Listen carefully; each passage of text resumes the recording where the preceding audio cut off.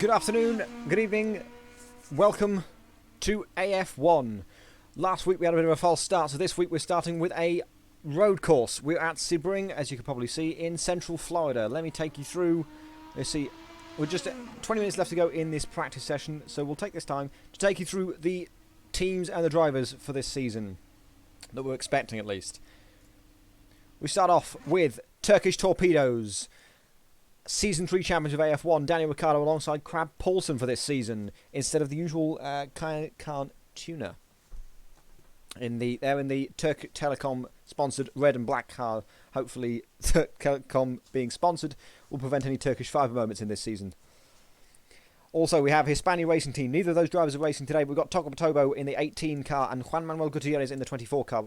Juan is on race control today. Hispania racing the 2012 style car. Also, all of these are running the oval aero kit, and we're running the road course today.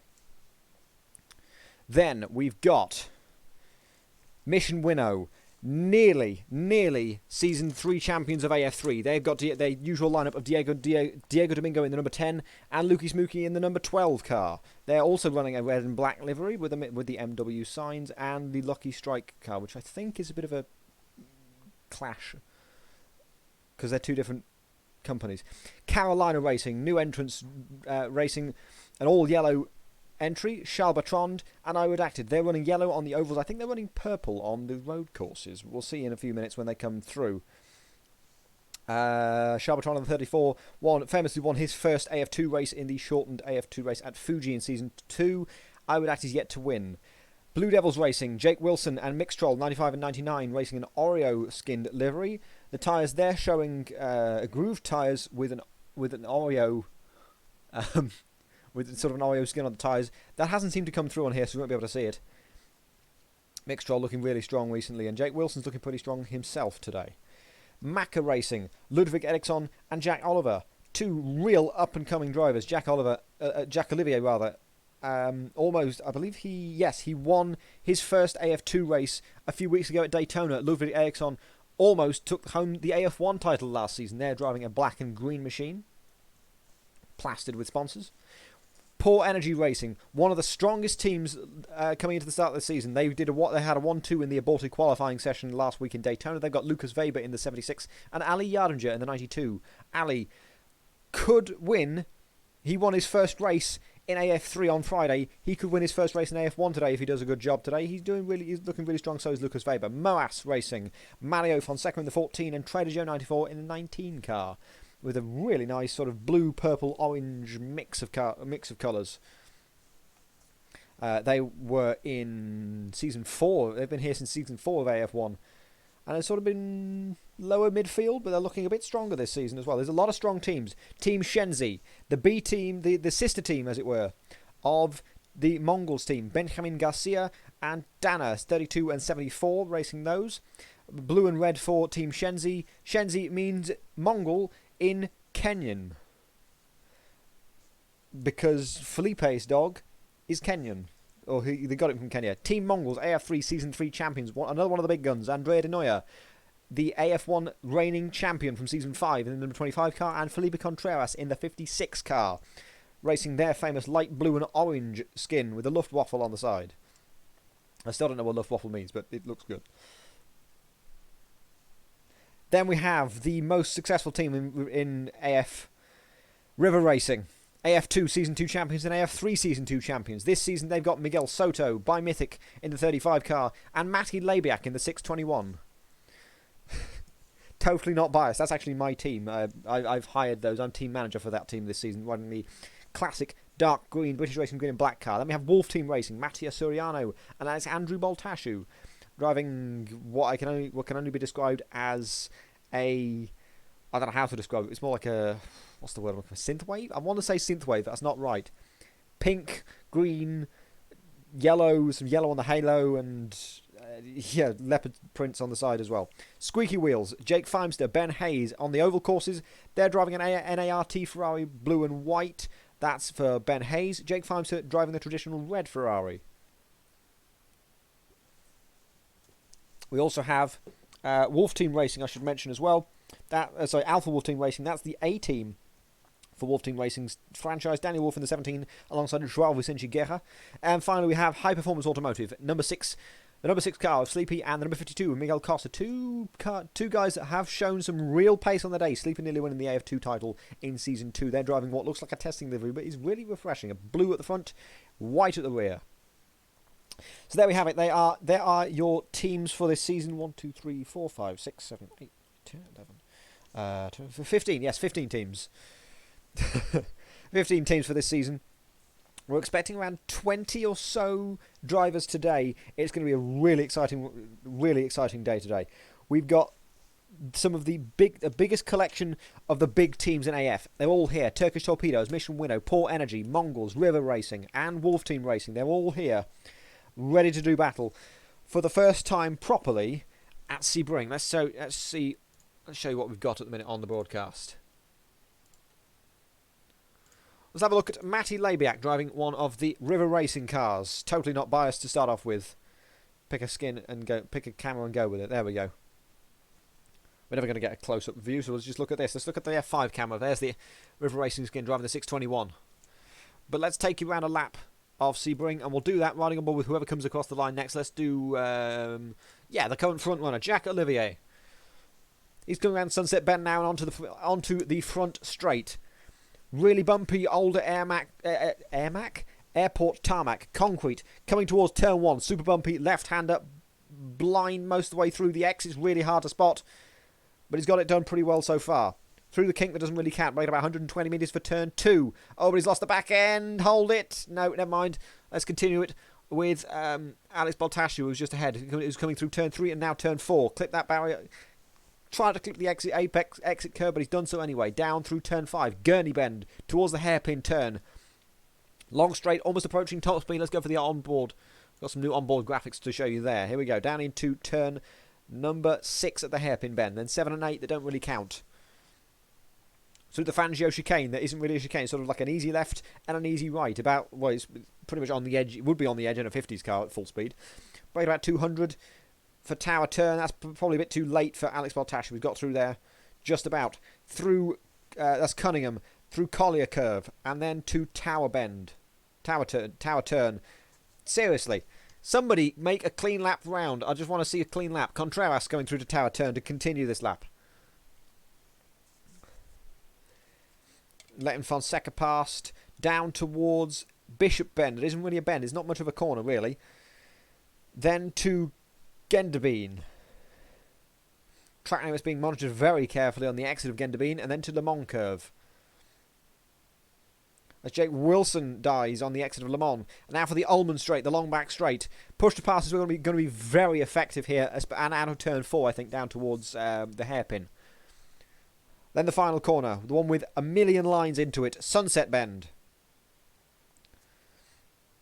Felipe going for the more traditional third gear, hug the inside and power on the exit. But there's multiple lines you can take through there. I've seen people go from second, use any gear from second to fourth through the middle of that corner. He's getting overtaken now by, that's a Wolf Team Racing car who's thought better of it. But there's also a Poor Energy Racing car who's just eating shit on the outside. That's Ali Yardimjer.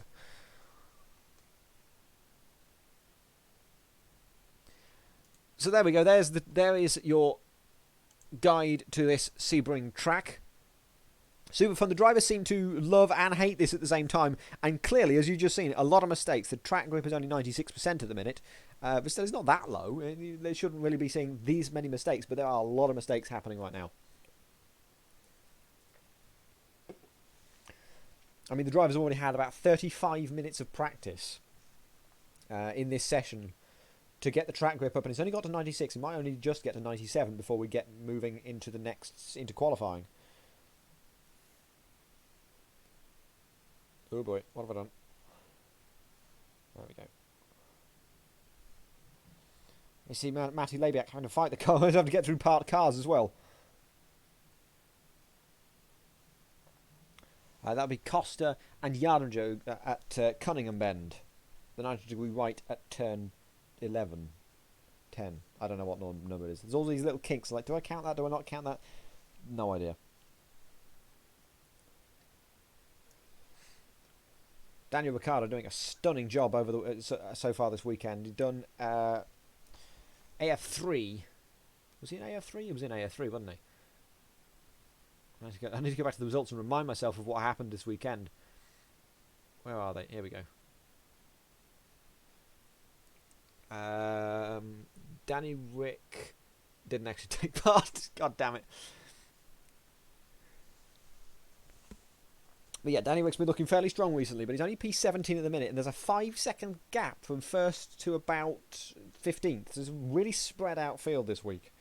But this will be a race of attrition, I think. Oh, I haven't turned the speakers on, my bad. There we go.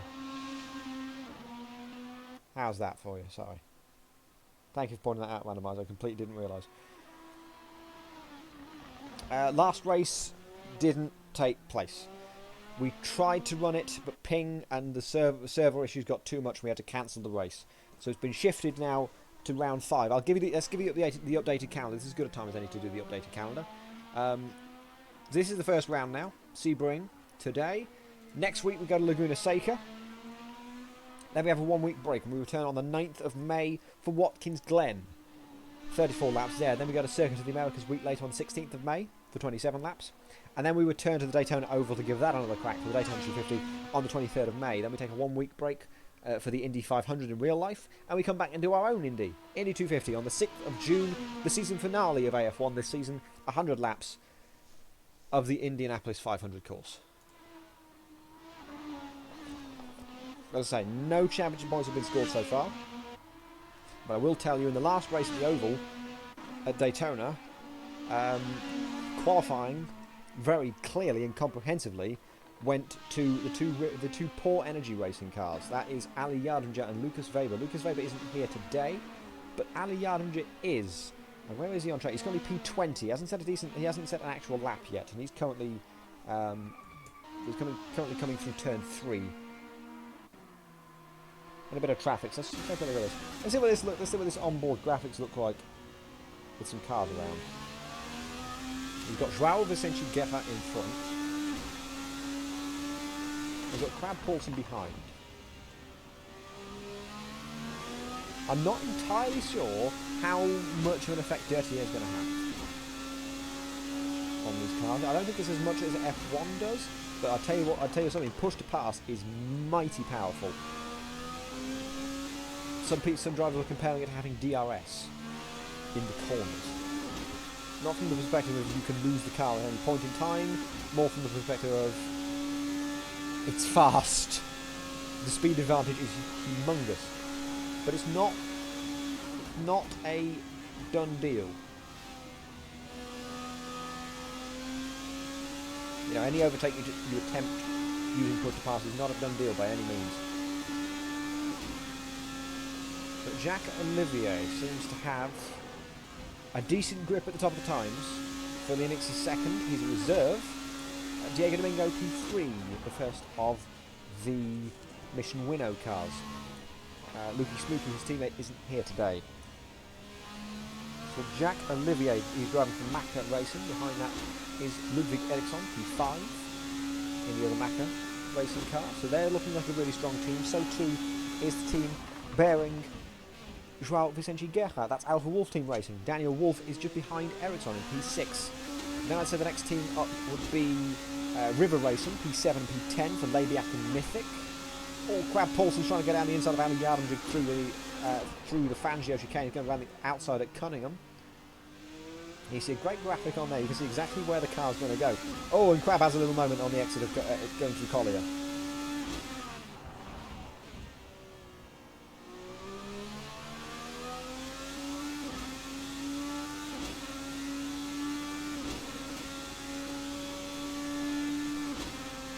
We have 24 drivers at the minute taking part today.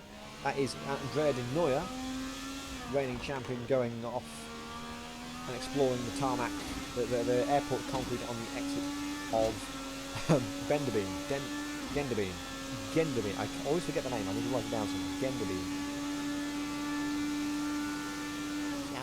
We saw a couple of people. I saw a couple of people in the open practice session going as far as about 280 and topping out. So not a lot of focus on top speed, but Ali Yardinger on the other hand is doing 293 coming towards the end of the Ullman Straight.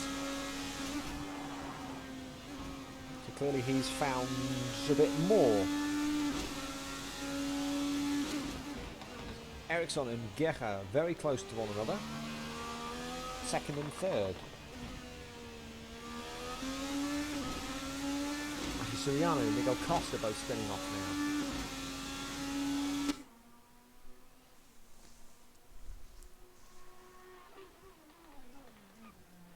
Oh! Round goes the rear into the hairpin. So spin by Mythic as well. He's gone way off at Genderbeam. I am incredibly excited for this race. It's going to be a great race. 26 laps ahead of us. A rolling start as well.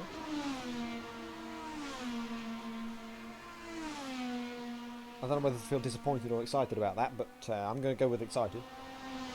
Because it's just easier with something like this. It's a new era for AF1. We can forget about the previous one. Jake Wilson's out of spin. Down at the hairpin, turn 6. Whoa, Mythic with the drift through turn 1.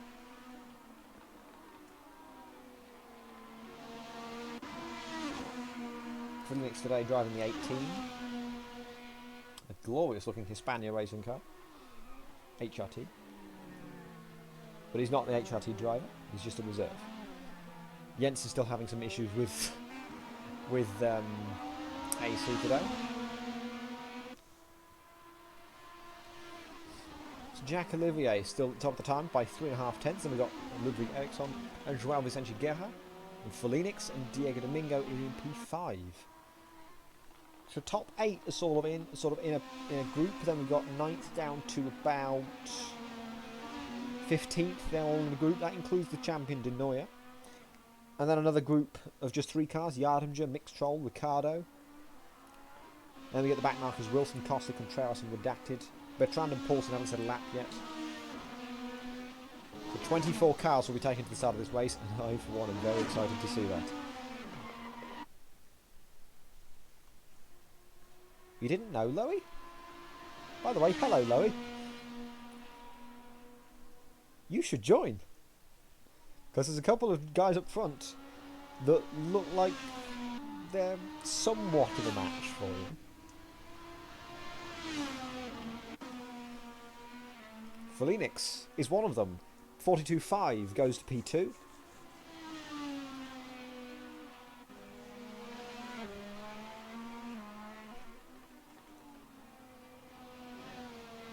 Ali Abja having another... Oh, he's gone way off.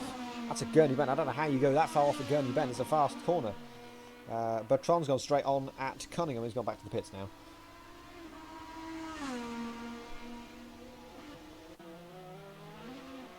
This is Joao Vicente Guerra driving one of the Alpha Wolf Team racing cars. I'm going to get that mixed up all season, so thanks Daniel Wolf for that.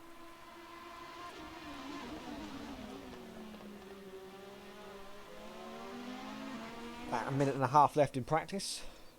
20-minute qualifying to start us off. Guys going to try to move on Jake Wilson down now. Oh, and they almost touch on the exit. Still only 97% grip, so this is going to be a fairly low grip qualifying session to start, at least to begin with. So track position towards the end may be fairly crucial.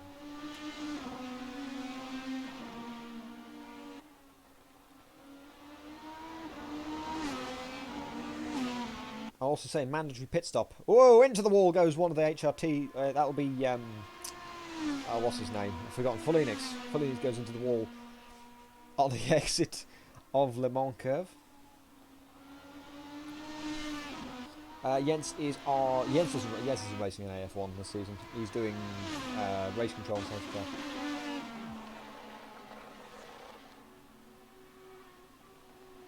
car. Baltashi is currently stuck.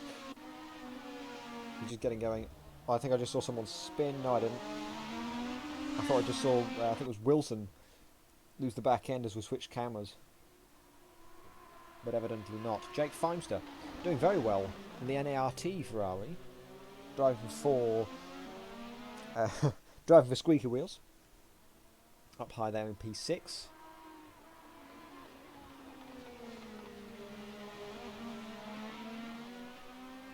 Last few laps being set now, and the first of those is Daniel Wolf, currently P7. He's 8.5 tenths down. This is our first indication of, on a road course at least, who looks strong. P5 for Daniel Wolf. Good job from him. That's a good lap. 42.8 moves him to within 5.5 tenths. Shabbatron saying he can't get a lap in because of traffic. And go, what? Not one lap? Not one lap faster than a 3:08? 3:08.4. I think you need to get it. I think you need to get a bit more aggressive going through there. Thank you for that. Thank you for that. God damn it, Shell. I won't repeat that. So it'll be condemned to the Twitch chat of history and never seen on the YouTube replay later. Gecha is going to be next over the line. He's currently P4. He's going to use a bit of push to pass over the line. You've got 15 seconds in each push to pass use. He goes to P3. It's tightening up at the top. There's still 8 drivers in that mix. Costa's going to be round next. He's currently P21. He's a lap 5.5 seconds down. Ignore that. It's not purple in the first sector. But he will go. No improvement. By Mythic, I think that was. Yeah, it was by Mythic crashing at the final corner. Same for Trader Joe. Mix Troll is going to try and set a lap now. He's currently P16. And he'll come across the line to try and avoid the car. Next will be... That was Contreras going across the line. He will stay in P19. Matty Labiak, currently P8, stays that way. Which just leaves Baltashu, Costa and Paulson left to set a lap. Paulson stopped on track. So there we have it. There is your practice times. This is not qualifying. This is only practice. Jack Olivier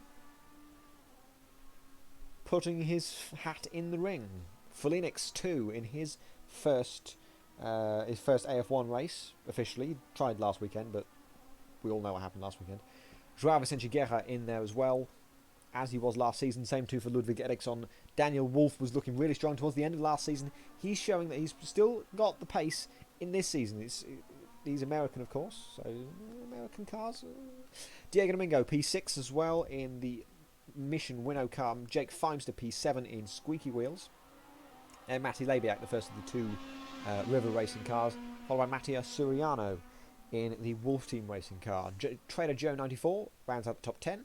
Then we've got Garcia, Fonseca, Baltashu by Mythic and Denoya, last season's champion. Then Mick Droll, Ali Yarbja in a stark contrast to last week at Daytona, from P1 to P17. Then Daniel Ricciardo, Felipe Contreras and Jake Wilson rounds out the top 20. And at the back of the grid we have Costa, I Redacted, Paulson and Bertrand. You are indeed right on time. Thank you very much, Backer, for subscribing. I am so pumped for this race. This is going to be great. We've got 20-minute qualifying coming your way in just a couple of minutes. Once everyone's decided to settle down and the server decides, I know, I'm going to make them do qualifying. They can do qualifying now.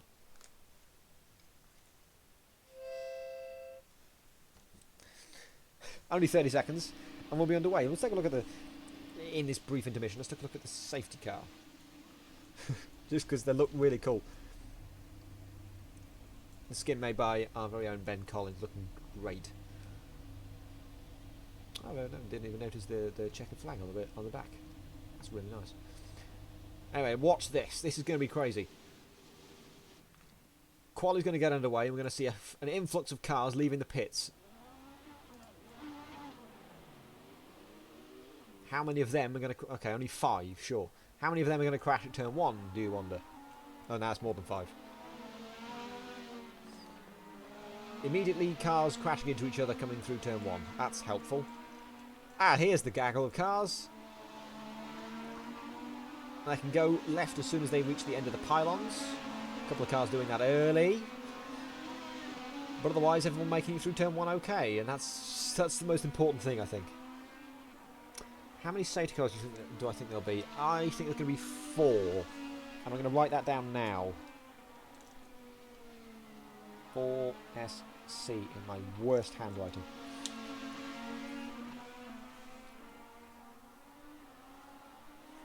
Who is your money on for pole then? 20 minutes. 19 now. Baltashu going straight on at the hairpin. So he's taking the old layout. Felinix, Denoya and Feimster, the first three, they've got their own little gaggle of cars. Then Matty Labiak is back a little bit further. So let's have a look at him. And let's go for Felinix. He's at the front of the grid at the minute. Or should we switch to Ludwig Eriksson? You can see the extent of the traffic that he's got ahead of him. Or even better, Danny Rick behind that. We've got to deal with Ali and Charles, and in front of that Eriksson and Boltashi and Method. It's just, yeah, they'll be able to sort themselves out down the Ullman Straight. Felinix deciding to just clear off way in front. And Danny Ricciardo deciding to try and go around the outside of a load of people and almost crashing himself at Genbadine. And Felinix starts his first flying lap. Feimster will just be behind that. Matty Labiak already caught up to Denoya, so he's going to back off a little bit. Oh, Denoya going into the wall on the exit of Sunset, so he's going to have to start all over again. Not the ideal start. Mythic will get started as well. Yardinger and Boltashi going side by side through Sunset Bend briefly. Yardinger will take that place from Boltashi and get some clean air. Boltashi's going to have a nice bit of slipstream. No push to pass for any of these drivers, so it's all on them. No gimmicks in this qualifying session. I thought for a second Ali was trying to pull over. It's not looking like a good start to this lap for Ali. It's going to be onboard graphics. Alex Bottas getting a beautiful slipstream, but it's not going to be any good coming through the corners. Oh, Alex! Rear ends! Ali Yardinger. That was reckless. Reckless. If Ali's passing you before, at the start of the lap, you wait. You back off, and you wait, and then you go. Let's go for Felinix. He's heading through Le Mans Curve now and towards the Ullman Straight.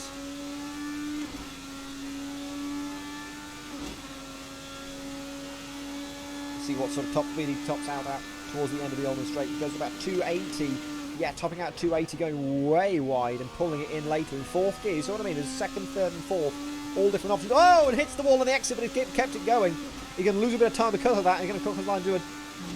no, it was invalid. It would have been invalid because he hit the wall. Next will be Jake Feimster to set a lap. 43.1 to start us off. Matty Labiak behind that will be next up. Daniel Wolf has crashed on the exit of Le Mans and involved Alex Boltashi, I think. He was slow. Labiak does a 43.3 and goes P2. Only 2 times set though. Fonseca. No valid lap from Fonseca either. Mythic will be next. 45.3. Trader Joe. 359.9. Charles Bertrand behind that did set an out lap, so he's going to go for a flying lap and go for 44.5, puts him into P3 so far. Next, Boltashi and Mick Stroll. Boltashi 51.4, Mick Stroll 48.2, then Mattia Suriano.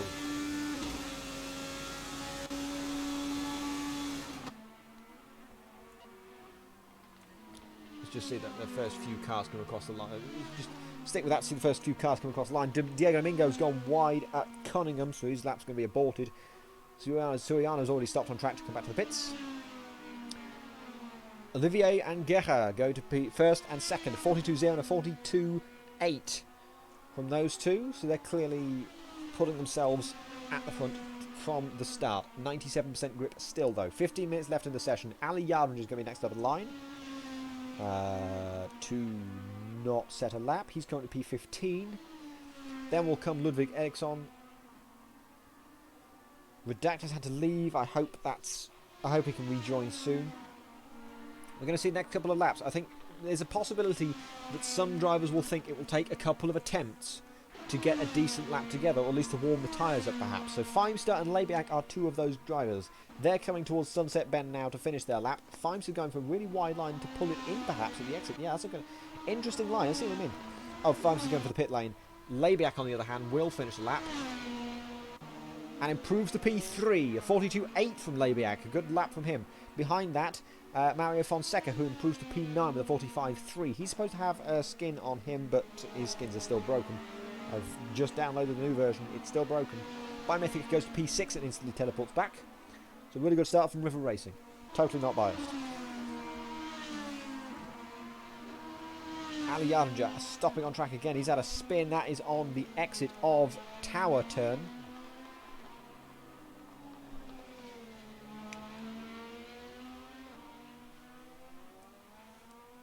So even in qualifying, well, I say even in qualifying, people can still catch it. You can get caught out at any time. Same goes for Trader Joe. Anybody can be caught out by this track. It is a super difficult track to race on, which is why I'm expecting 4 safety cars for this race. Because with this many cars, they can all get nice and bunched up, all behaving themselves. They look like that skin looks like Trader Joe's got his DRS opening. They don't have DRS. Bertrand has done a stunning lap and gone P5. Even more stunning, Ludwig Eriksson goes to P2. 800s faster than Geha.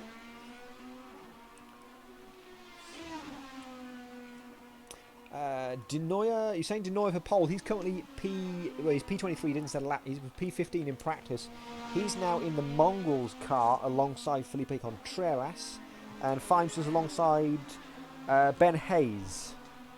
Ben Hayes is not here today. So Fimes is the only squeaky wheels car today. Still a fairly spread out grid, but the midfield's looking pretty tight from about Boltashu down to Garcia within about 2 seconds. Ali Yabja having another spin. This time Gurney bend again. He's just not getting the lap in. I hope he doesn't get too flustered. He's still got a lot of racing to go. Daniel Wolf improves to P9. And that is Felinix going to P2. Super sub. Jack Olivier crashing. That's a Tower Bend. He's crashed. Ali Yabja taking the old layout of the hairpin to try and get out of the way of Ricardo and Labiak. Mick Stroll and Wilson have crashed in separate places. Wilson's crashed at Le Mans. Mick Stroll's crashed at turn 4.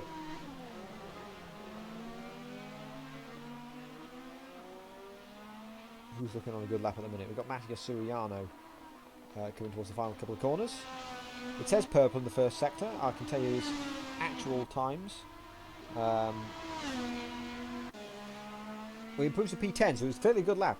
It looks like purple the second sector, but that's probably a lie. Matthew Suriano, 39.8, 52.3, 11.3. 39 zeros is what I was seeing in open practice in the first sector. I can't remember the other 2 sectors. Benjamin Garcia had a crash, teleported back to the pits. Relax is now rejoining, which is good. I've just seen on my Steam dashboard. Nobody really setting timing boards alight at the minute. Felipe Contreras is on a personal best at the minute, coming to the boards. Well, he was. I think he's on an out lap now. Trader Joe has had a crash. That is, where is that? That's over at that's Tower, on the exit of Tower.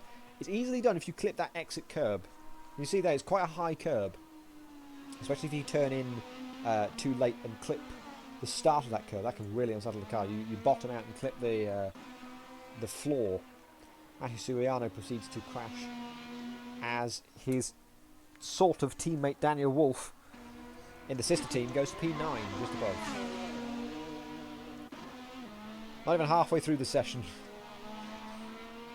Felinix has improved and gone to a 1/10 of a second behind Jack Olivier. Crab Paulson setting personal best, so too is Matty Labiak. I'll switch to Matty Labiak. He's going to be 6/10 down on pole at the minute. Rear end looking quite a little loose, and I think that might be the way to go for these cars around here.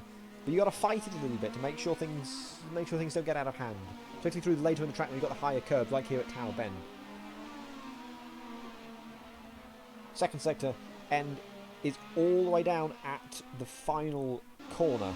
It's really weird sector placement. The first sector line is on the exit of the hairpin, and the second sector is coming into Sunset Bend. So most of the track is in the second sector. As I say, Matthew Labiak looking really strong so far down the almost straight on a 39.4 in the first sector. Only 4/10 off the pole, or at least what I'm assuming pole would be. Second sector, personal best as well, a 52.2. So around the final corner from Matty Labiak. All using everything on the exit, only a millimetre into the grass. Improves but stays P4 with a 42.6. Strong lap time from him, 5.5 tenths down on pole.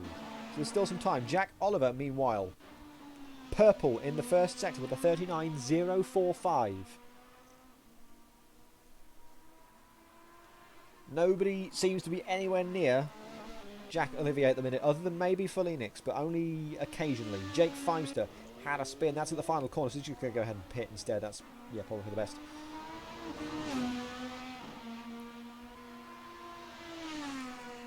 Second sector line coming up now for Jack Olivier. See what time he can come up with in the second sector. He's purple the first, as I said. Any improvement? Yes, it's purple again. 51.8 in the second sector. So this could be a 41, maybe a mid-41. Track grip has gone up to 98, so expect some times to tumble. I've also seen a purple third sector for Phoenix, which Jack Olivier has not managed to do, but he does improve to a 41.6, moves him to half a second ahead.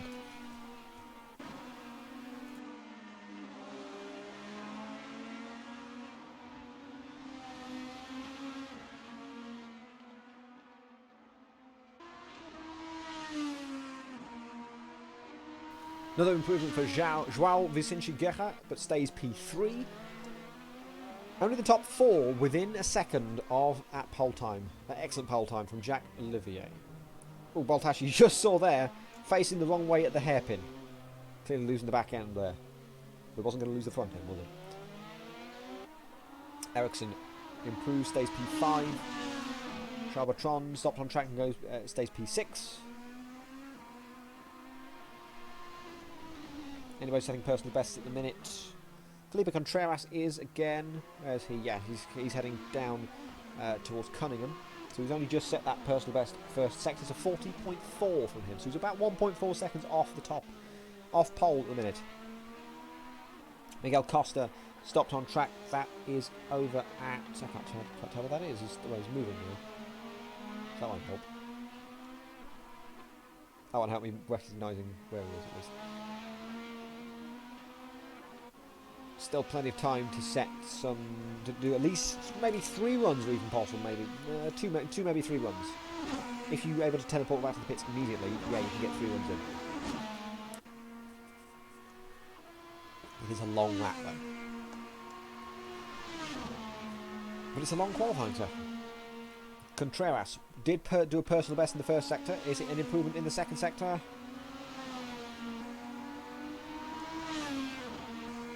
No, it wasn't. But is it going to improvement overall? He does improve. Goes P14. Improved by about 3 or 4 positions. Good lap from Felipe Contreras. What about Mario Fonseca? He improves to P11. Jake Wilson will be next. Currently P20. He'll be starting a lap now. Crab Paulson. P12. I was expecting him to be a little bit higher. He's round about where I was expecting. Jump straight to the top. Andrea De Neuer, P4. Ludwig Eriksson improves to P3. So time's starting to tumble. And some of the big guns, some of the more traditional drivers at the top of the times, regaining their place. Like Eriksson, Guerra, De Neuer, and Domingo to a lesser extent.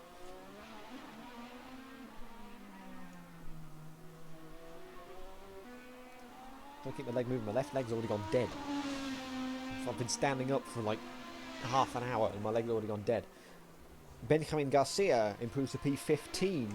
So now we have most of the drivers having set representative lap times. The only people that haven't are probably Jake Wilson, who we're watching here, and Mixtrol. Jake Wilson, a second and a half down in the first sector, so this should be a good enough lap to improve his time and be within the field. The top 18 separated by 3 seconds, which is a big deal.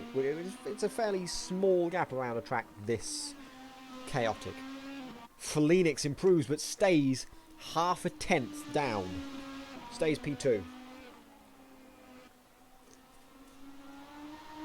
So Phoenix has found most of an answer. Can he go any further? I'm going to sit down for the next 5 minutes until the end of qualifying, just so I can get the feeling back in my leg. Oh, round the final corner for Jake Wilson. Hopefully will improve his lap time, improve his time from P22. Does so, goes P21. He's in the field now with a 45.3, which puts him 3.9 seconds down on pole. And decides to go for a little jaunt on the exit of turn 1. Ali Yardimger coming out of the pits, decides to take to the grass in sympathy. Down inside, there we go. He's through. Let's see, any fast laps coming in at the minute? No one's setting any fast laps at the minute. Maybe Jake Feimster, he's got a personal best in the first sector. I wish these sectors were a bit more spread out, were a bit less spread out, so I could see a bit quicker who is fast. Jake Feimster, only 600ths down in the first sector. He's done a blinding first sector. However, I doubt he'll be able to improve that in the second sector, because he's got traffic in the form of, I believe that's Alex Boltashu in one of the Wolf Team racing cars. It is, and also Trader Joe in front, who's gone wide at Le Mans. But he has got a nice big slipstream off Alex Boltashu. Alex is on a lap as well, I think.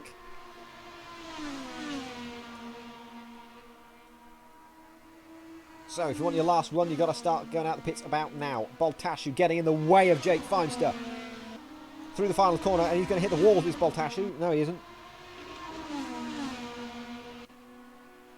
Feimster does improve, goes to P9, 42.7, but he knows there's more time in that car because he got stuck behind Alex Boltashu. There's only 300 between him and Domingo ahead in P8, and P7 is within reach as well.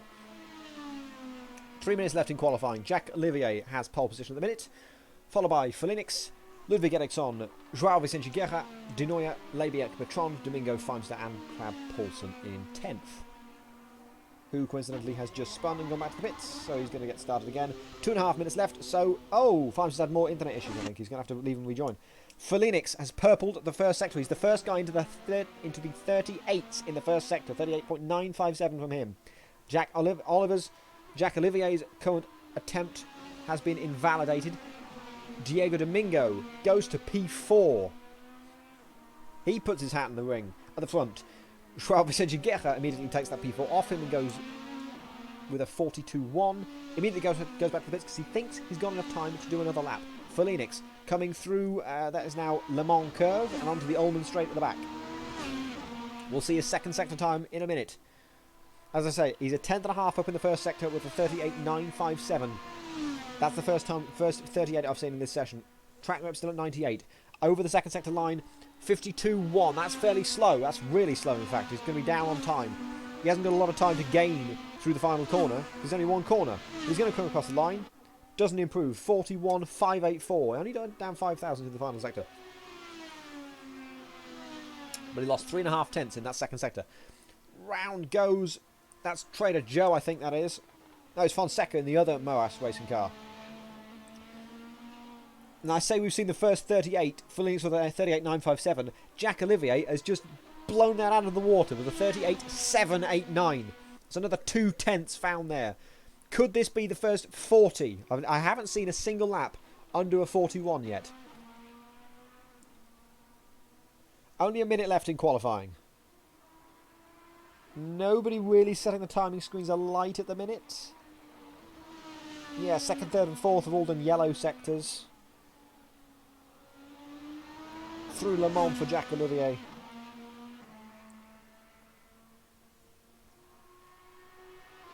And Matthew Labiak spun on his lap as well. Nobody, yeah, improvement for Jake Feimster. Oh, Jake Feimster's rejoined, so he's going to rejoin in P9. Round the final corner for Jack Olivier. He has purpled the second sector with a 51.5. This is going to be a storming lap. Is it going to be a 40? It is a 40.8. 6 tenths in the lead. Jake Feimster's out of the server again. Crab Paulson spun on his lap. Next over the line will be Joao Vicente Guerra, who hasn't really been improving on this lap. Behind that, Ali Yadric, currently P16, doesn't improve. Next, a long way back, is Mattia Suriano, currently P12. Never mind, he's gone off. Trader Joe next, currently P19. Nobody behind him has improved on their lap, so P19 is going to be the lowest he will start. But can he go any higher? He did put a wheel into the gravel on the exit of Le Mans. Behind that is a queue of cars. Daniel Wolf, Alex Boltashu, Daniel Ricciardo, Felipe Contreras and Andrea Di Noia. Boltashu was in that mix. No, it wasn't Boltashu, who was it? I've forgotten who was in the mix. It was in that mix. Contreras has spun off as well. So over the line, no improvement for Trader Joe. Behind that, any improvement from Daniel Wolf? No. What about Alex Boltashu? He's currently in P15. No improvement from him. Andrea Di Noia, P7, stays there. No improvement so far. Only a couple of drivers left. Charbatron, who for me is my driver of qualifying. He's done a stunning job in this one. In the purple and black Carolina racing car. I said they ran a different colour for the road courses. There it is. It looks great. I like purple, but he's gone too wide and he's always had to avoid the wall. He has hit the wall. So there goes that lap. He was doing quite a good lap, I think. No, he wasn't. 39.6 and a 52.4. So there's only a couple of drivers left, and they are Jack Olivier, who is clearly coasting, and Ali Yardimja, who is pushing. I think. I doubt it's going to be improved from Ali Yardimja. He was on pole last week. He does improve, but he stays P16. Jack Olivier takes pole for the first round of AF1 properly at Sebring. Fulinix 6/10 away in P2. Storming performance from Jack Olivier. Then we have Ludwig Eriksson P3, Joao Vicente Guerra P4, Domingo P5, Ladiak P6, Dinoya 7th, Bertrand 8th, Feinstein, and Paulson is in 10th. Then we have, outside of that, we have Daniel Wolf by Mythic, Suriano, Fonseca Baltashu down to 15th. Then Garcia, Yardimja, Contreras, Ricardo, Trader Joe, Wilson, Costa, and Mixtrol. And redacted if he is in the server, which I don't think he is at the minute. And we'll see you in a couple of minutes for the start of the race. It'll be a rolling start, 26 laps. Charbatron saying he was up 5 to 6/10. That would have put him... We would have put him about... We had a chance at P4, perhaps. So, with any luck, we'll be going in a couple of minutes' time. 98% grip to start off the race, so the first 5 laps or so, maybe even more than that. I'm reckoning 10, 12 laps will be at low grip. 98%.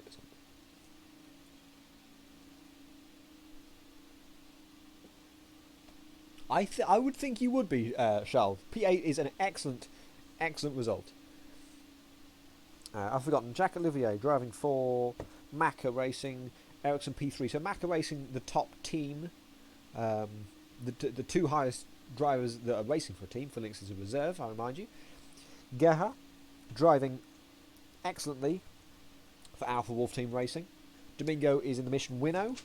His teammate's not here today. Labiak in the River Racing car. His teammate by Mythic is P12. Then we have Dinoya driving for Team Mongols. His teammate Contreras is P18. Then we've got Charbatron, who is a Carolina Racing car. I redacted P24, assuming he's in the server and able to join. Then we've got Crab Paulson and Ricardo, the two Turkish Torpedoes cars, P10, P19. Yeah, there we go. That's sort of the top teams from this qualifying session. But I'm incredibly excited to see the start of this race. Turn 1 is going to be chaos, even if it is going to be a rolling start instead of a standing start. 2 minutes away we are from the start of AF1 Season 6. And I'm going to sit down while they do the formation lap as well, so I can rest me weary bones.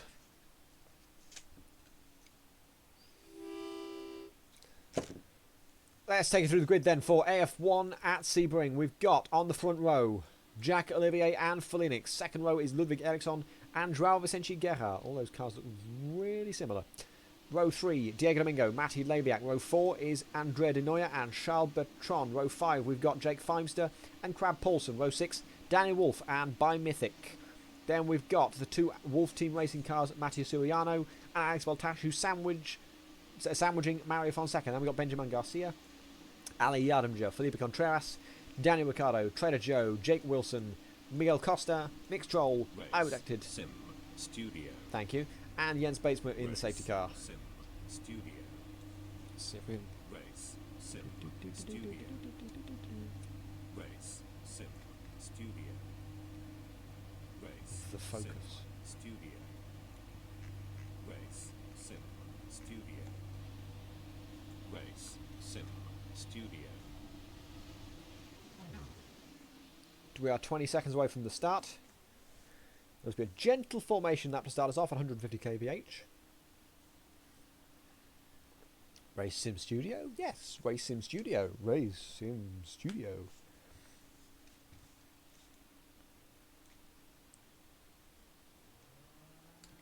So all the no cars will move now. Just wait for the safety car, which, as we saw last week, can do 420 kilometers per hour on the Daytona Oval. We're going to get underway now. Bit of a mess to start us off. Jack Oliver decided not to start, which is exactly what he should have done. There's a bit of a mess behind trying to figure out what position everybody should be in. So, yeah, good job with that. But we should be getting underway. So here's the turn 1. The pit exit line ends just here. Yeah, there. Ends there. So only then can you turn in. Which means you're going to meet a few drivers on the exit potentially. And it's a deadly exit to begin with. That curve is steep. Then through to turn 2, 3 and 4. Here we are. And through to the Gurney Bend. And under the bridge.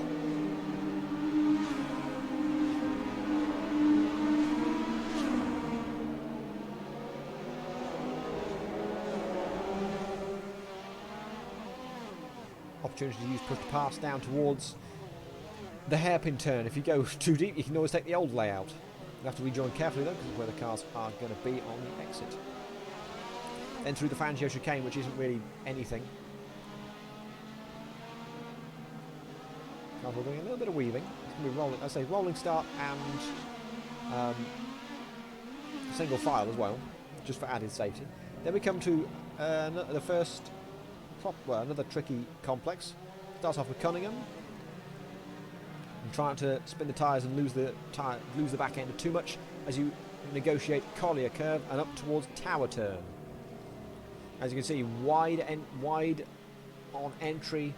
You want to hit that as they're all doing on the formation. That would be a bit more difficult in the actual race to hit that inside curve there. Thank you very much, the source of the Nile, for following. Good to have found you. Then we've got Bishop Bend. Not really much of a kink, but kind of prevents anyone going side by side. It could be even more terrifying if it is side by side. Then the tricky one. Gardabean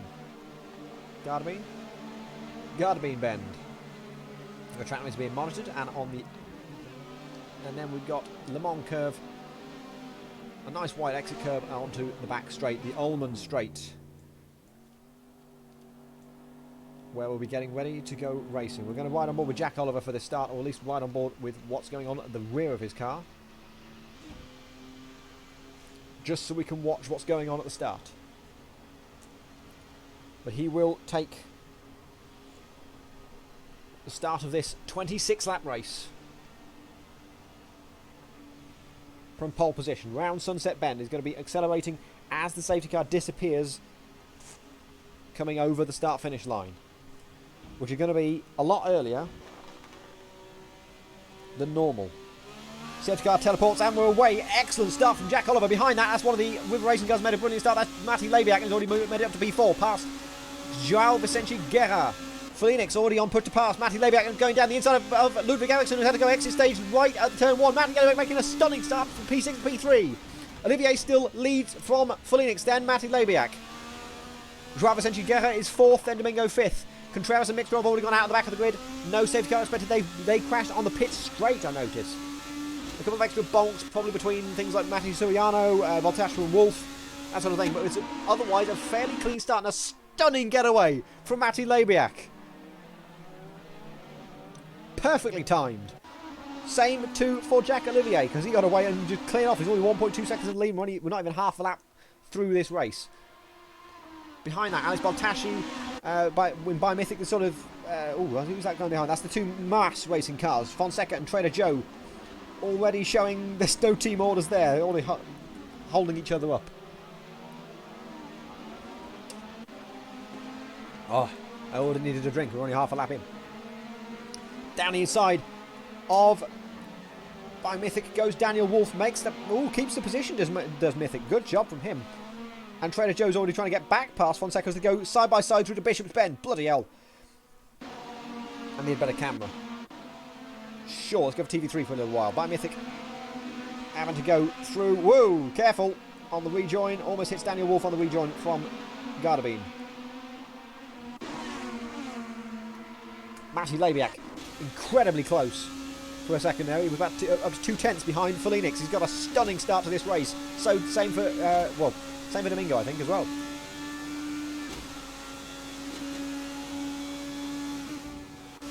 Denoy's already dropped behind. Charbatron is going to try and get back past him towards turn 1. Has a look to the inside, decides against it for now. He's gone a bit slower than he'd want to because Mattia Suriano's now on the back of him. You can see him closing up. Let's go for the onboard view for this. Onboard graphics. Give me the onboard graphics. There we go. Oh, slided that back in for Andrea De Neuer. Not having an easy time with it in the dirty air. On the exit, he's got a good enough run. No one using push to pass down towards the hairpin. They got 10 uses over 26 laps already. Turkish Fibre, despite the sponsorship on the side of the car. Charbatron and Matty and De Neuer going wide. Whoa! Batron losing it on the acceleration on the exit there. All his hard work in qualifying has just been undone. Trader Joe using push to pass to get close to Ali Yardimjo, who's coming up to P14. Batron dropping behind, lower and lower down the field. A switch up front. Guerra. Oh, as a switch to Guerra, he already loses the back end a little bit. Ali Yardimjo has just dropped. He's hit the wall. Ali Yardimjo hitting the wall. He collided with Trader Joe. He's involved in that as well at the exit of Cunningham. And I think I would actually went wide on Cunningham as well, just to add insult to injury there. Guerra now lost half a second. So he's down back to a second behind this battle of P2 between Felinix and Labiak. Labiak on the push to pass down towards Sunset Corner. Felinix having to cool down on the push to pass, and Labiak cannot possibly have anything defended against him. Labiak takes P2 from Felinix. From P6 on the grid after 2 laps, he's made 4 places. Amazing start from Matty Labiak, and I'm not just being biased there, that was amazing. Boltashu passing Andrea De Neuer for P9, and immediately putting his Wolf Team Racing teammate, that is Mattia Suriano, under pressure. On to lap 3. There is a mandatory pit stop involved, so some people starting on the softs, some people starting on the hards. I'm guessing, I think Matty Labiak was starting on the soft tyres to try and make it through the field early on. It might mean Felinix and Olivier are starting on the hards to go for a longer stint. Andrea De Neuer right in the gearbox, trying to go left, looking left, looking right. He's forced the left. Down the outside, he's going to have to go. Makes the move stick for now. Yeah, keeps it to the exit apex, so he's all good now. The Boltashu straight back was on the push to pass as well. It wasn't, and it still wasn't enough. Around there, so I could crab Paulson in the background on. Oh, I heard tyre screeching. That is Andrea De Neuer going wide at Cunningham. You have to rejoin carefully. He's going to drop behind Paulson and Daniel Wolf. There's a little bit of a gap back to Miguel Costa. Can I see tyres? I want to see tyres. Is that possible in this one? No, it's possible in the other ACTV. Okay, so we're going to have to be a little bit in the dark with this. Olivier, Labiak. Oh, Felinix has dropped behind Joao Vicente Guerra. I think he went a little wide at Le Mans Curve. All the top 4 now on push to pass. And that's because Labiak's already caught up to Jacques Olivier. Was that a little mistake, perhaps, for Jacques Olivier out of Le Mans as well? Because Labiak is right on the back of Olivier. Don't use all your push to pass too soon. We're only on lap 4, and Labiak's already used 3 of his push to passes. We've only got 10. Felinix has already used 4 of his.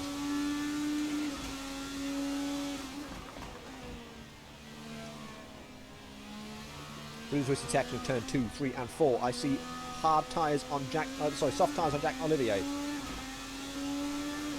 Can I see who's on the hard tyres, perhaps? Is he going to let me? Yes. Felinix is the first guy on the hard tyres. Ericsson's on the hards, so is Feimster, and we've got Suriano on the softs. So this pace from Labiak is genuine. He is genuinely keeping up to Jacques Olivier, who's now gone wide a little bit at Tower Turn. Doesn't quite make the inside apex.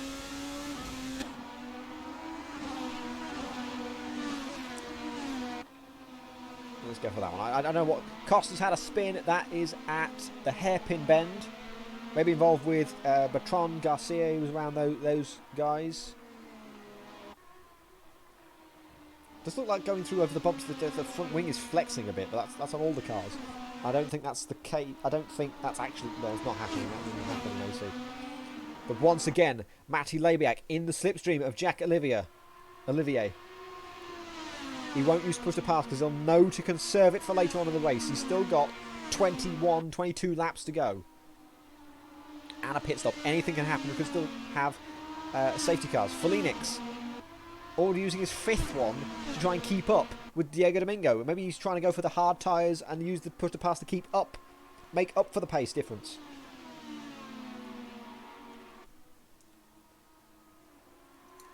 Let's look behind this. Diego Domingo, really close, getting quite close to Vicente Guerra, but a bad turn 1 has dropped him back a little bit into the clutches of Felinix once again, who's trying to stay with the lead pack. If he can stay with the lead pack, this longest first stint, the alternate strategy I suppose it is, might just help. Might just work. Alex Baltashu in a battle with Daniel Wolf ahead and Crab Paulson behind in a battle for P9. Andrea De Neuer almost at the back of this as well. Garcia has dropped back at least 3 places. That is because, where is he? I can't see where he is on the map. I actually can't see him. Where is he? Yeah, he's just dropped behind though. He's just dropped behind Trader Joe. P19 now for him.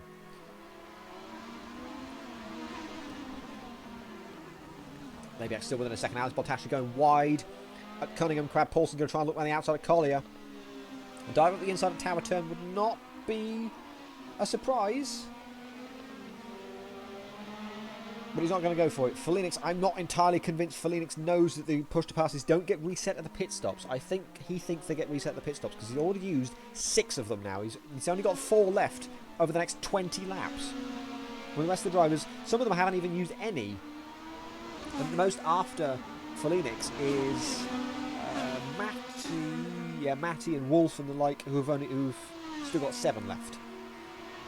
Down the inside will go Crab Paulson with the push to pass into Sunset Bend. Baltasha going for a wide line to start off with, pull it inside and do a switchback. It's looking like it's going to work as well. It's really close to him again. Baltasha on the push to pass now. He's going to try and move into turn 1, surely. Paulson defending on the inside. Round the outside is Baltashu, who's sliding the rear end, but he's actually made the move. Oh no, they're not. They're side by side still. Turn 2. Baltashu's still holding the outside. They're still side by side through 3.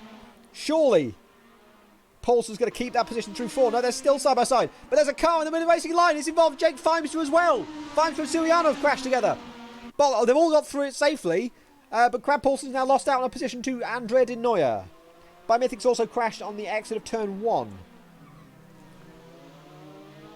Paulson retakes P9 from Andrea De Neuer.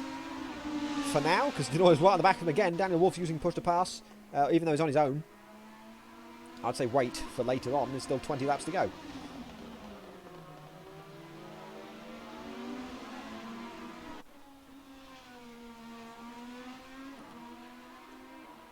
A powerful start to this race so far, I think.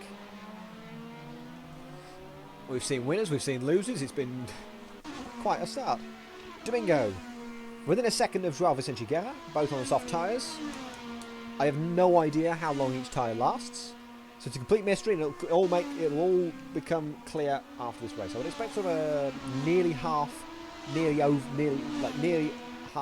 for the softs and just over half for the hards. That would be the ideal strategy, I would think. But say, I don't know how fuel comes into this. There's only 27 laps, so maybe I doubt the fuel will last. I doubt the fuel will struggle to last half distance.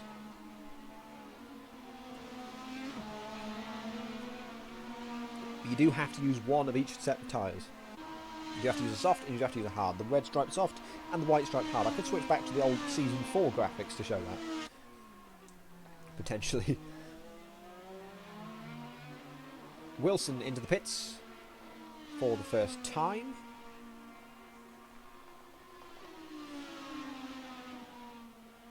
Battle for P15, Ali Yardinger, who we expected to be a lot higher up today. I expected to be a lot higher up today.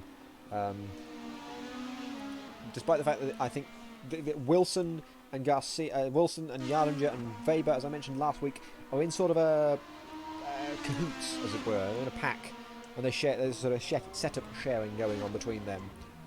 But Tron, just ahead of this, is out of spin, and I believe he's collided with Mattia Suriano. Was it Mattia Suriano, maybe? There was a collision at the hairpin we just saw. I heard some tyres screeching as well, so that's why I had to switch to it.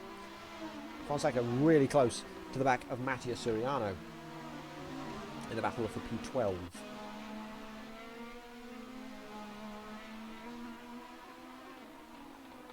Jacques Olivier still leads by only 3 seconds now over Matti Labiak. Joao Vicente another 2.5 seconds back, and Diego Domingo a second back from that, just using an attack mode. Felinix, 2.2 seconds back, and he's looking the weakest of the leading group. He's now on his 9th attack mode. 9th attack mode. It's like season 5 all over again. He's on his 9th push to pass. There's still most of the ways to go. That's Charbatron going into the wall at Le Mans curve. He's got a little bit of time to get himself going again because there's no cars coming for a couple of seconds. But Felinix is on the hard tyres, on the slow tyres right now. And no more push to passes. Apart from one that he will likely use at the end of this lap. I don't within the next couple of minutes, because I don't think he realises there's a limit on the number you can use, and he will realise that and think, right, why isn't it going faster? Why am I going faster? He's drastically overusing the push to pass. There's some drivers that still use only half of their push to pass, and we're not even halfway through. We're about a third of the way through now. Well, I heard some tyre screeching ahead. That's Ali Yardimjo who's gone straight on lost the rear end at turn 2. And the cars are kind of all spread out now, so if we could have like a competition caution right about now, that would be pretty nice. It'll all shake out again when the pit stops come. Felipe Contreras has had a spin at the exit of turn 1. He must have clipped the exit curb. That's right, I'm on with Diego Domingo trying to catch Vicente Guerra. It's almost like they know when to use attack mode. They're going to do that for a long time. It's almost like they know when to use push to pass. We both use it at exactly the same time. No faff with going through activation mode zones. They just press it when they need to. And Diego into the pits. So this is only on lap 9 of 26 for Diego. Clearly making an early call. And we start to get the questions about how long the tyres will last on the hards, perhaps. This is Mario Fonseca. He's on the prime tyres, the hard tyres. And catching Matteo Suriano. And also topping out in 6th gear, so that's not going to help you if you want to try and make a move into Sunset Bend. You want to be making that 6th gear a little bit longer to get you that extra push. Yardinger spun again on the exit of Le Mans. His tyres must be cooked. It might be time to switch to the hard tyres. I've seen no one else come to the pits and try and show their hand as to how long they're going to go on their second stint. Domingo's rejoined right behind Jake Feimster. Oh, a little bit of... Oh, he's going for a 2-stop. He's rejoined on the option tyres. So he's going for a 2-stop strategy, is Diego. Interesting. I'm thinking he's expecting to be faster for longer, but he's only got to use... Yeah, I wasn't expecting a 2-stop to be viable. But we'll see at the end if it is viable. Switch to Andrea Di Noia, who's just passed Alex Voltasio. Is he going to give it up without a fight? Is he going to give it up with a fight? No, he's not going to fight it at all.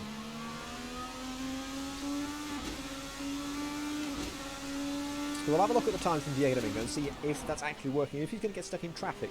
Because it looks like he will from Feimster, and once he gets past Feimster, if he gets past Feimster, he's only 3 seconds up to Di Noia and Voltasio, who are battling over P7 and P8 right now, as we're seeing on the screen. Leviat using another push to pass. Charbatron's had another spin. This time at Cunningham.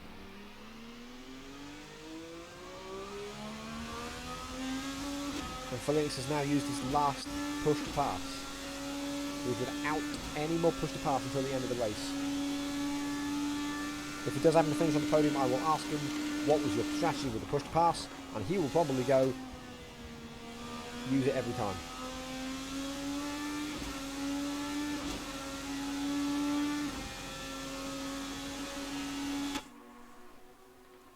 The field's starting to spread out a little bit as we head to the pit stop phase.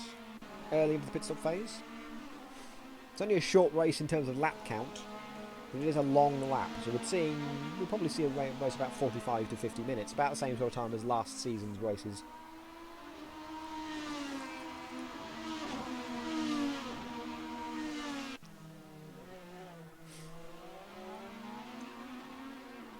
I think this is the battle that's surprising me the most this season, this race so far. Andrea Di Noia and Alex Baltasciu. Baltasciu's fast, he's certainly been up there a lot. But battling and staying with Andrea Di Noia, the season champion from Season 5, that is a little bit of a surprise. I don't know whether I expected Di Noia to be higher or Baltasciu to be lower, but it's something like that. It's one of the two or both.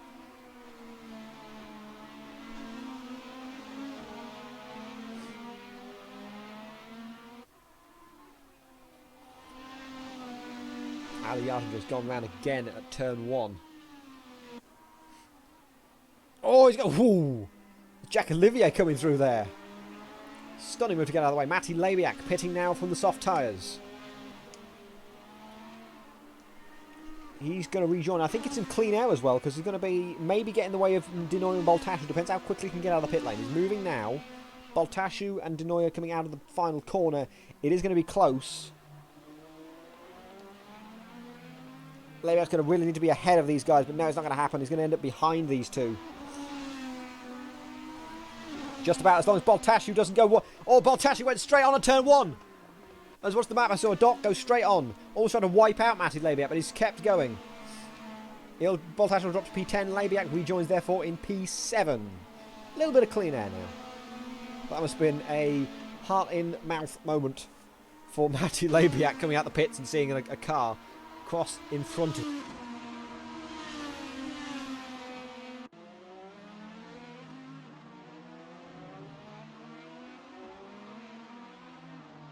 There could be some significant damage now on Alex Baltasciu as a result. So he's under pressure already from Jake Feimster.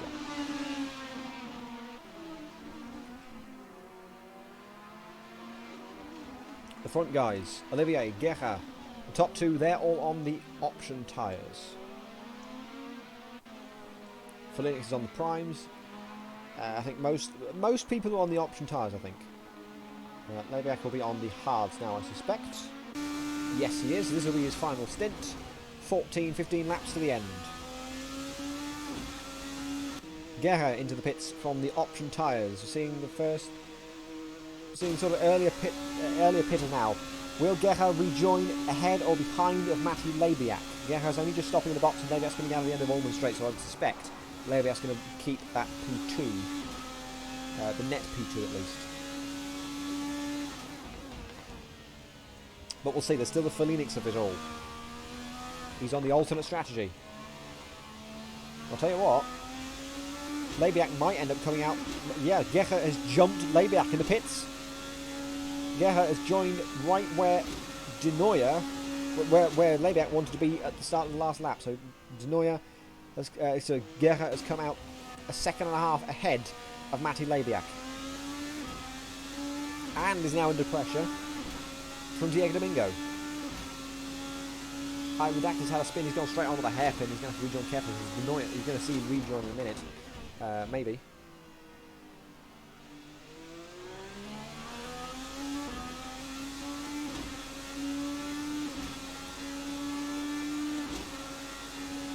Domingo's going to try and make a move, he's squeezing his Labiak into Cunningham.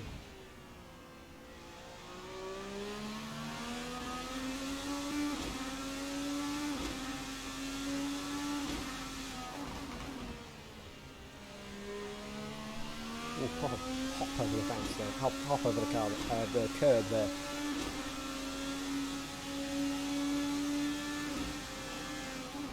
It's a really intriguing race on strategy that seems like it's going to play out right now. Felix might just jump everybody on the undercut, but it seems the later you pit, the faster you are. Because we've just seen Guerra perform the undercut on Matti Labiak and come out about what is now 3 seconds or so ahead. About 2 seconds. We see Domingo there getting past with push to pass.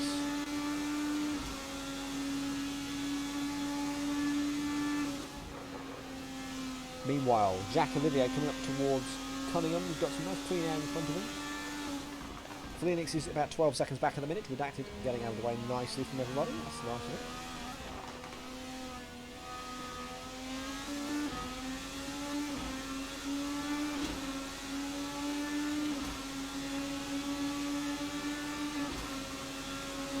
They're going to try and get back past Domingo using one of his push to passes. Oh, a little tap there on the exit. Oh, forcing Diego over the grass. But Lebiak takes that P6 back. Now he's got 1.6 seconds. Can he catch Vicente Guerra? There's a little bit to be said. I don't know if the tyre blankets are turned on. They probably still are on, I think. But still, tyres could be not quite up to temperature. But with the waste of time Lebiak spent battling Diego,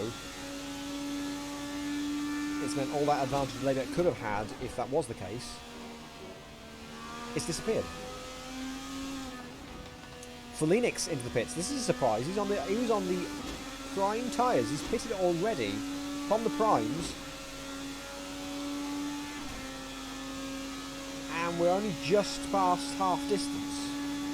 We're on lap 14. We're on lap 14 of 26. So we're going to do 12 laps at the end. And there's some people that haven't pitted at all yet, so this could be interesting. He's going to come out. He's going to come out behind Andrea De Noia again as well, but he too has come out ahead of João Guerra. So the later you stop, the faster you are, it seems.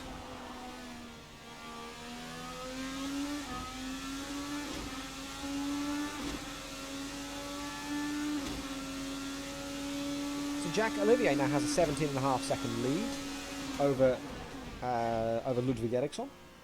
Andrea De Noia is third and Fulinx is fourth, which I suspect could end up being, granted the gap is 10 seconds from Olivier to Fulinx when the pit stops happen, could be a net second place for Fulinx. But he's got to keep that up because these guys on the hards won't be as worn out at the end of the race as Fulinx on the softs will. I'm assuming Fulinx is on the softs unless he's had a... Yes, he's on the softs. But I'll remind again, Fulinx has no push to passes left. Eriksson's still got 10. I think he still has the same problem he had last season in AF1 where he just completely forgot to map his curves button again. Wide goes Andrea De Noia over the gravel. So De Noia, he could use push to pass to try and mitigate the damage. Damage control, a little bit of weaving from Fulinx. Maybe he's struggling with some tyres, with tyre temperatures to start off with. I say De Noia still yet to pit, I think. Has he pitted? I'm sure he's pitted. No, he hasn't pitted. Wait, I can find out for us. Yeah, top three haven't pitted. So Felix is the leading car that hasn't stopped yet. Jack Olivier still setting purple sectors. You can tell I've scrolled up to look at the timing thing. Yeah, still yet to pit. Olivier, Eriksson, De Noia, Feinster, Trader Joe, and Sharbatron and By Mythic.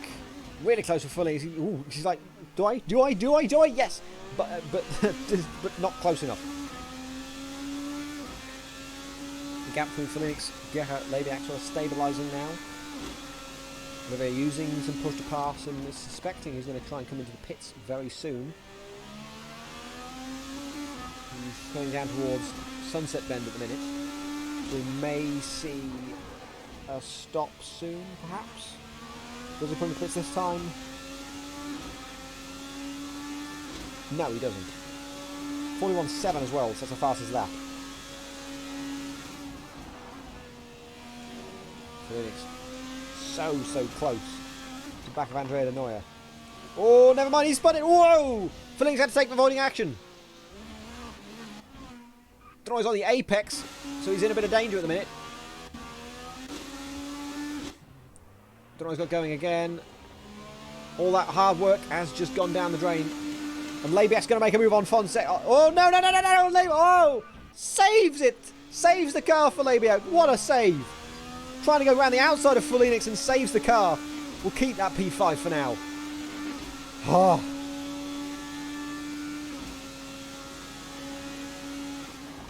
Oof, man, that sucks. PowerPoint.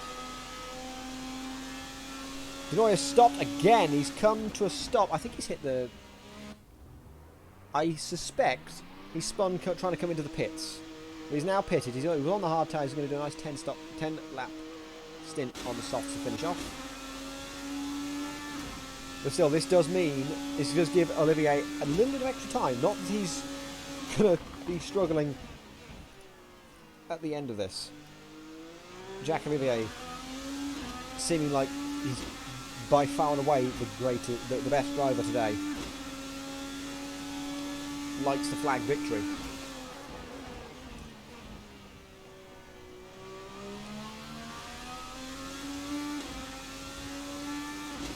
And Jacques Olivier into the pits now. With Ludwig Eriksson. Oh, actually, he's all the way... Ludwig Eriksson hasn't pitted yet, I'll point out. He's coming down to Sunset Bend, so he might take the lead of this race. If he doesn't pit himself.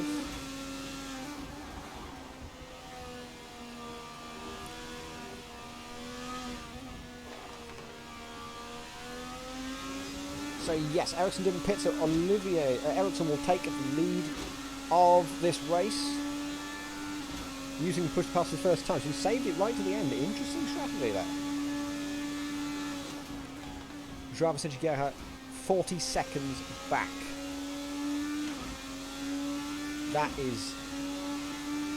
That's not right. It's going to be about 20, I think. 16. 16.8. Yeah, there we go. That sounds better. Crab Paulson has had a spin.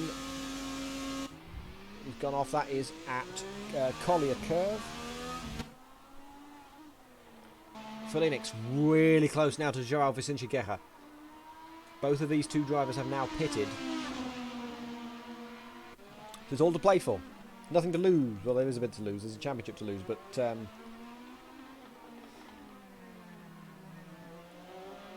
it's all straight fight. It's a straight fight now. That's what I wanted to say. It's a straight fight. Trying to go into pits from P10. With just under 10 laps to go in this race. We're on lap 17 of 26.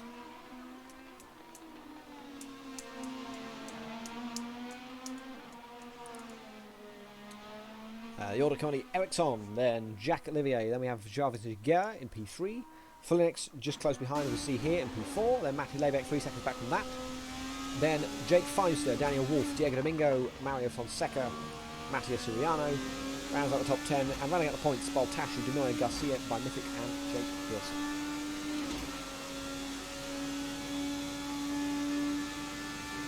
Let me know in the Twitch chat who your driver of the day is. Mine has got to be Matty Lebiak.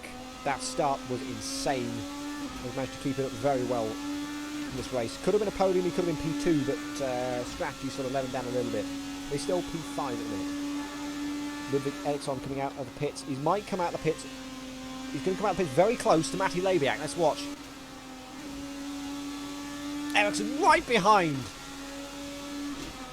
Oh, Eriksson going for a dive bomb into turn 2. Bloody hell, that's from a long way back. Makes the move stick. What a move.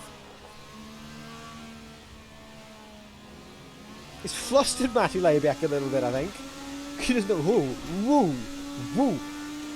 He's got going. Felix, meanwhile, up front, has taken P2 off of Joao Vicente Guerra into the hairpin. No, he hasn't. He's taken the place back. It's all happening. He's starting to kick off now as we reach the closing stages of this race.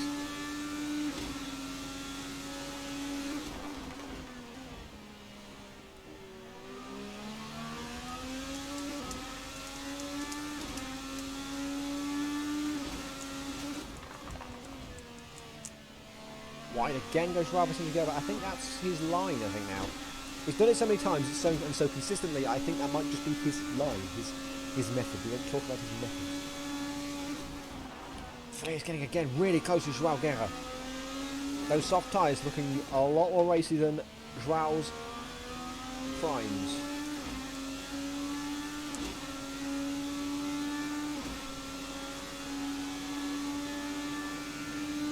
No push to pass from Felix, but he's topped out. He's topped out a bit more, a couple more Ks, and he would have made the move. He is going for the move down the inside, late into Sunset Bend, almost clips the rear end of Joao Guerra and turns him round, but no. Joao maintains that P2. Felix doesn't seem too happy. Daniel Wolf has spun off at Le Mans. He's going to be overtaken by Diego Domingo, and maybe even Contreras, who's a lap down in P20. He's taking a lot more curb. Ericsson closing in rapidly on this battle. He's 1.8 seconds away from it. And even then, Layback's only a second back from this. Looking for a dive as Felix. He's looking for it. Oh! He's a fan of those late dives. He pushed well wide.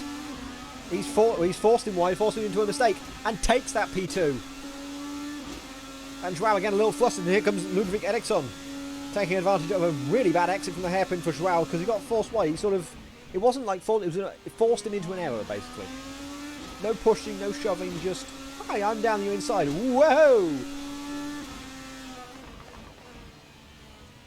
Oh, another moment for Guerra.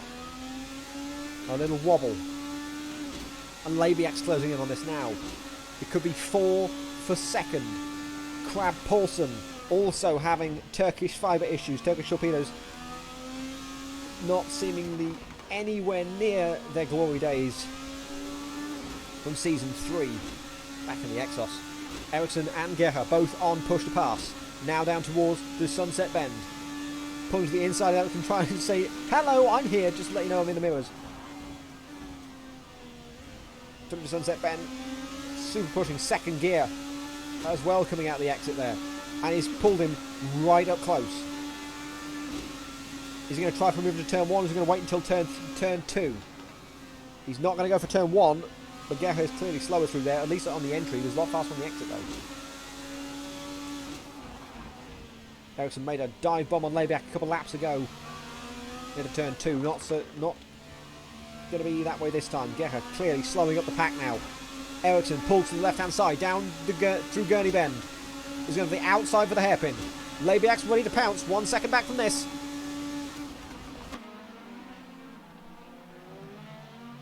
Oh, they have touched! They keep touching. Labiak's got too excited at a half spin.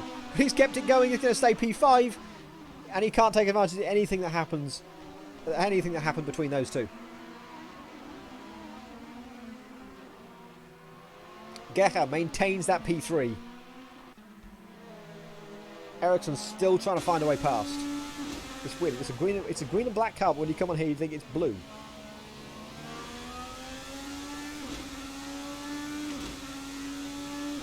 Still plenty can happen in the last few laps of this race. We're on lap 20 of 26.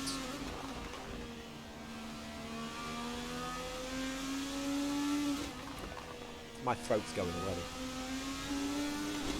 Mythic, I'll point out, really close to Mythic. Sorry, Mythic really close to Wilson rather.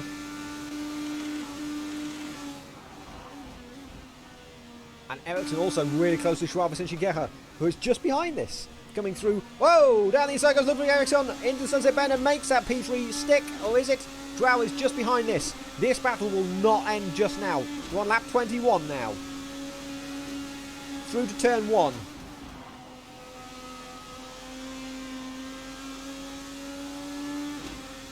And there's traffic coming up soon, so this is going to spice things up as well.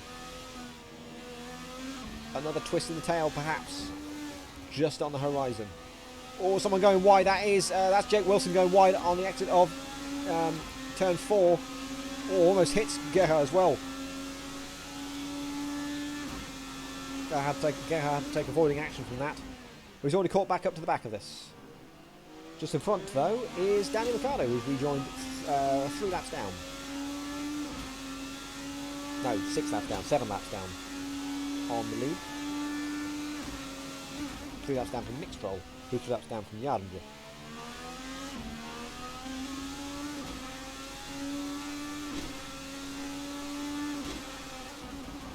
Oh, Matty Labeck's gone round again. He's kept it going. Collier, he's got 30-second gap back to Daniel Wolf, so I wouldn't worry. At this point, I'd just sort of calm it and bring the car home. P5 will be an excellent result for my team. Ralph essentially get meanwhile. Another fastest lap for Jacques Olivier. I can be forgiven for saying Jack Oliver so many times when his own name is Jack Oliver, when it's actually Olivier.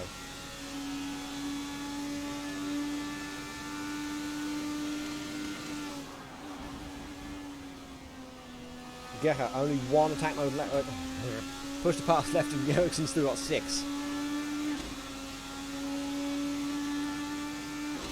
With 5 laps to go.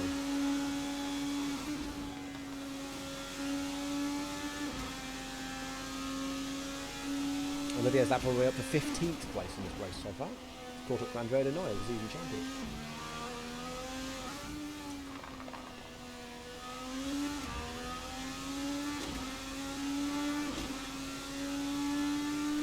I keep saying attack mode, I mean push to pass. I'm so used to seeing yellow and think, oh, it's attack mode. I've got used to it. Really late braking from Gecha to try and catch back up to Ericsson, but Ericsson is clearly faster at this point in the race. Fonseca into the pits for a late pit stop, which is a little surprising. Ali Yadringer battling for P... I'll just switch back to this just briefly. It's Ali Yadringer battling Contreras for P19, last but one on track. You see Alan going left, this way, this way.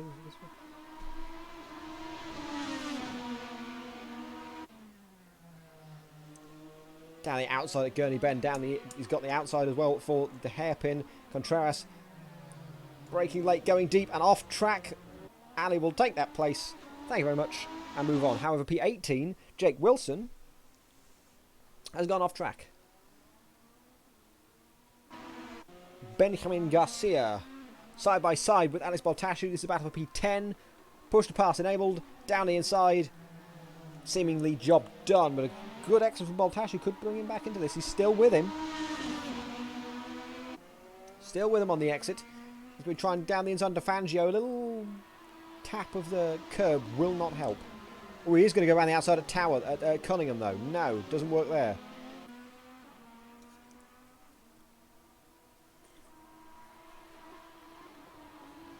But again, push to pass assisted for push to pass assisted for Baltashu. I got it right that time. I thought I got it wrong for a second.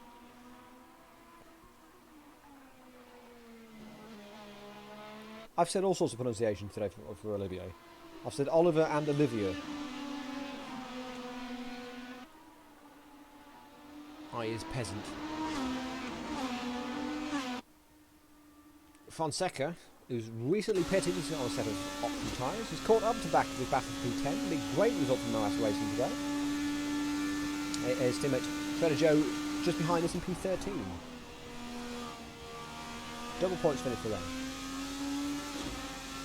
A little bit of grass for Baltashu on the exit of Sunset. As they start lap 23 of 26. 4 laps to go in the first round at Sebring. Baltashu's gone wide at turn 1. Fonseca will take that place and might even take a place from Garcia as well. He's looking racy. He's got no push to pass to enable. Garcia has one. Will he use it now? Baltashu will. He's got 3 though. Fonseca's going to go in the slipstream. Garcia defends the inside. Down the outside for Fonseca. Switch back, but there's a Baltashu there who has a tap on him there. Well, they both keep going and spread out a little bit, and we'll reconvene in about half a lap's time. And don't clip the curb at Fangio, you'll go off in a mighty fast crash. Oh! What were you thinking, Baltashu? That move was not on at all. Dive bomb down the inside. Fonseca will keep P11. Baltashu is going to rejoin P12. I don't know what happened there. Jack Olivier, the leader. Going to have to be careful not to wipe out the leader here. Oh, he might do. He clipped the grass. He was so close to wiping out the leader.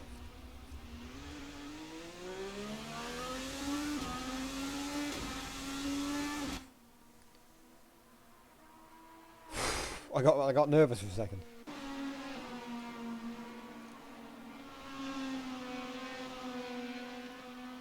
Ericsson's still 2 seconds off.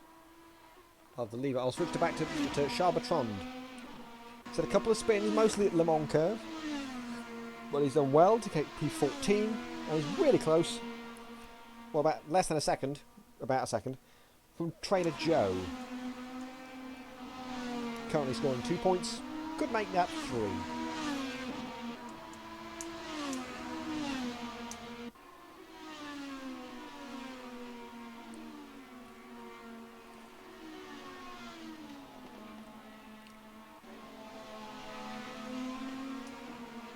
I want to hear from you guys. What have you rated this drive? What have you rated this race? Domingo has had a spin from P7. That's over at Cunningham Bend. He might lose out to Feimster. Probably will lose out to Feimster, to be fair. He's coming. There's Feimster going past. Feimster takes P8. Domingo down to P9. Oh, that's out to Suriano as well. There's a 30-second get back to Garcia. Out of 10, what would you rate this race today? This first race of the new F1 season? I'd go for a 6, maybe a 7. I'm going to sit down now because I can't stand up anymore. My legs ache. Charbertrand's still fairly close to Trader Joe.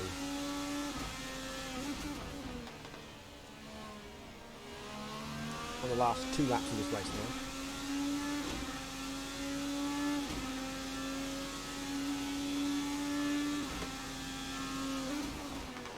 Jacques Olivier has made his mark. Trader Joe goes wide at Gardabine.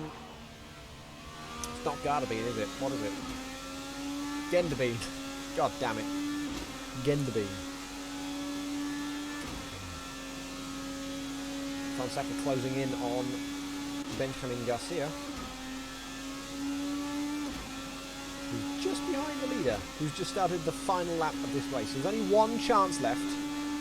With 1 lap left for Fonseca to try and get past Garcia, who's looking, whoa, super aggressive into turn 1. Closes right up to the gearbox. Benjamin Garcia goes really defensive into turn 2. Fonseca will decide not to play ball. He's staying behind for now. It's pure racing. There's no push to pass involved. Just a slipstream, toe-induced battle down towards the hairpin. So much toe, it has a foot fetish.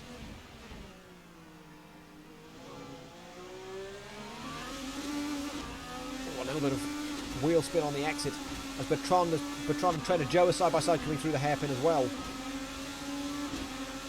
it a hairpin? Yeah, it is a hairpin. A bit of ping as well for Trader Joe to make matters worse.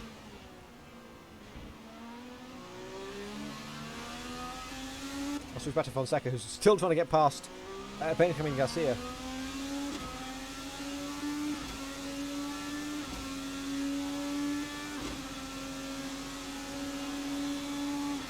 Looking really close to Gendavine. Baltash, who's caught up to this as well. He might make a dive bomb again into the Sunset Bend. There's only a couple of corners left.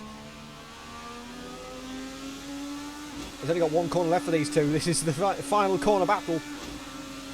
I'll save the celebration for Olivier in a second. But down the outside will go Mario Fonseca into the final corner at Sunset Bend. Fonseca goes wide, way wide. Garcia will keep the position. Oh no, he won't! Garcia lost the back end a bit. Fonseca takes 10th place. Olivier wins in Sebring. Felix will come home eventually in P2. Ericsson's caught right up the back within a second, but it's not going to be enough to take that position unless Felix loses at the final corner, which would be really a shame.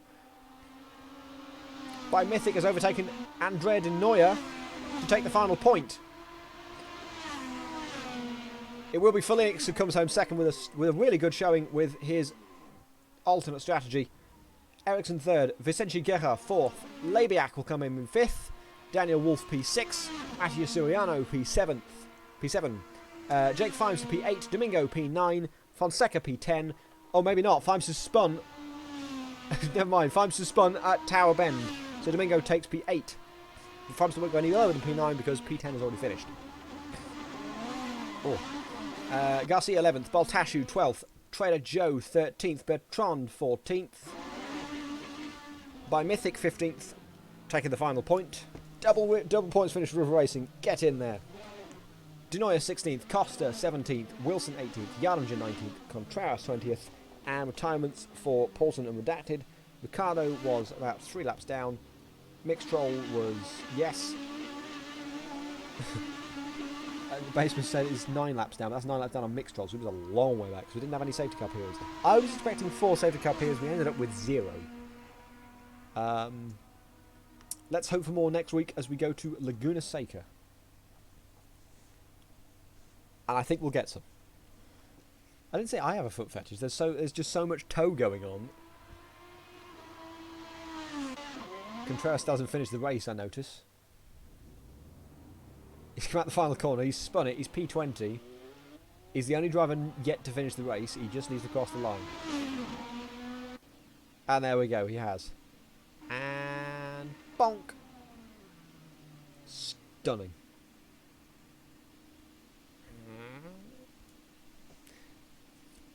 Ooh, mounting there.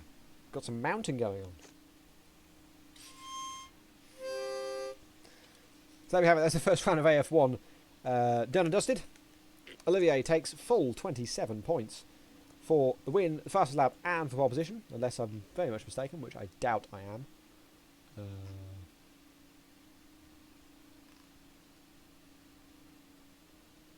I mean, I can't see Jacques Olivier on the list anymore, but yeah, I'm pretty sure he's got the fastest lap. Phoenix and Ericsson rounding out top 3. It's not copyrighted because I'm making it myself. Got my own harmonica a couple of days ago, just because. Or just because. Let's see if we can. Can we bring in Jack O in a minute? Let's see if we can bring in Jack O in just a minute.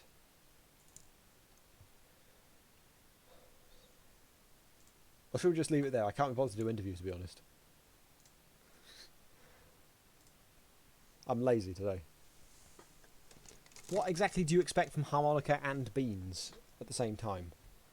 Like, the beans are too big for the holes.